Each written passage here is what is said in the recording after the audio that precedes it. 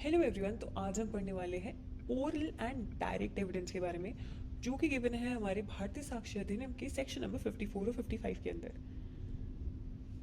पहली बात तो ये समझो, एविडेंस कितने तरह के होते हैं और एविडेंस दिया कहाँ पर है। सेक्शन 2 क्लॉज 1 क्लॉज ई में याद रखना, ठीक है। ई से एविडेंस और ई से ही इसका ये याद रख लो, ठीक है। तो यहाँ पर तुम्हें गिवन है तुम्हारी एविडेंस की डेफिनेशन, तो उसके अंदर भी सिर्फ इतना ही बताया गया है कि एविडेंस होते हैं हमारे दो तरह के, एक होता है हमारा ओरल और एक होता है हमारा डॉक्यूमेंट्री।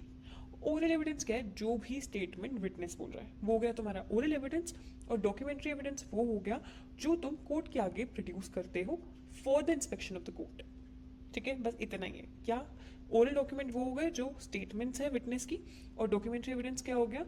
जो डॉक्यूमेंट्स तुम कोर्ट के आगे प्रोड्यूस करते हैं फॉर देयर इंस्पेक्शन, ठीक है। सेक्शन नंबर 54 देख लेते हैं। All facts can be proved by oral evidence. Her fact, ठीक है। क्या हर फैक्ट जो है तुम कोर्ट के आगे रख सकते हो, प्रूव कर सकते हो through oral evidence, except what?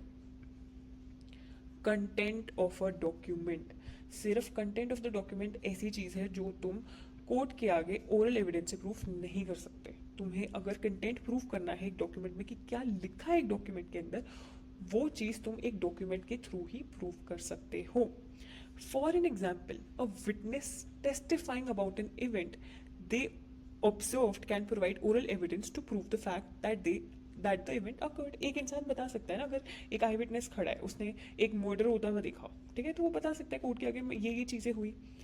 लेकिन जो एक कंटेंट है डॉक्यूमेंट का, वो आप कंटेंट के थ्रू ही प्रूव कर सकते हो। Is that clear? अब देखते हैं, अब अगर ये क्वेश्चन आ गया कि आप कंटेंट ऑफ डॉक्यूमेंट कैसे प्रूव करोगे, ये हमारे सेक्शन नंबर 56 में गिवन है, लेकिन फॉर योर क्लैरिटी एक बार बता देती हूँ, ठीक है। So the content of the document can be prove by primary और सेकेंडरी एविडेंस। ये हमारे डॉक्यूमेंट्री एविडेंस होते हैं। जब हम आगे नेक्स्ट वीडियो में आप समझोगे डॉक्यूमेंट्री एविडेंस क्या होता है, तो डॉक्यूमेंट्री एविडेंस हमारे दो तरह के होते हैं, एक होता है हमारा प्राइमरी और एक होता है हमारा सेकेंडरी। अब इसे मोटा मोटा बताऊं तो प्राइमरी एविडेंस क्या होता है? जो आपका मेन डॉक्यूमेंट है, और सेकेंडरी एविडेंस क्या हो गया? हमारा फोटोकॉपी। इसी मेन ओरिजिनल डॉक्यूमेंट की फोटोकॉपी हमारी सेकेंडरी एविडेंस हो जाती है, राइट। तो जो कंटेंट है एक डॉक्यूमेंट का, आप वो किससे प्रूव कर सकते हो? प्राइमरी एविडेंस से या secondary evidence, right. Now section number 55 देख लेते हैं। Oral evidence must be direct. इसको मैं अगर आपको मोटा मोटा बताऊं तो क्या है ये? सुनी सुनाई बातें जो है, हियर से एविडेंस कोर्ट में अलाउड नहीं है। हियर से एविडेंस क्या होता है? सुनी सुनाई बातें। अगर मान लो ए किल्ड बी, ए ने बी की जान ली थी, एंड सी सॉ दिस, ठीक है, तो सी ही जाके कोर्ट में गवाही देगा, ठीक है। ये नहीं कि सी ने ये मर्डर केस बताया डी को और डी जाके गवाही दे रहा है, ऐसा नहीं होगा। कोर्ट में वही जाएगा, वही एविडेंस देगा जिसने क्राइम होता हुआ देखा है, ठीक है। सो oral evidence must be direct. So it specifies that witness must provide first and accounts of what they have seen, heard, perceived through their senses. Opinion must come from those who hold them.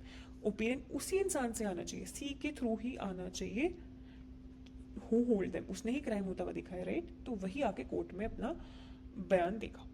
Now the section also allows expert opinions to proven through written treaties under certain conditions. Furthermore, the court may require physical inspection of material things if necessary. ठीक है, तो ये section expert opinion भी allow करता है prove करने के लिए, लेकिन कुछ ट्रीटीज के through under certain conditions. Furthermore जो कोर्ट है फिजिकल इंस्पेक्शन भी वो कर सकता है ऑफ मटेरियल थिंग्स अगर जरूरी हो तो, ठीक है। So this was it for the video, hope you liked it. Please comment below what you want next and we'll see in the next one. Thank you so much for watching, bye.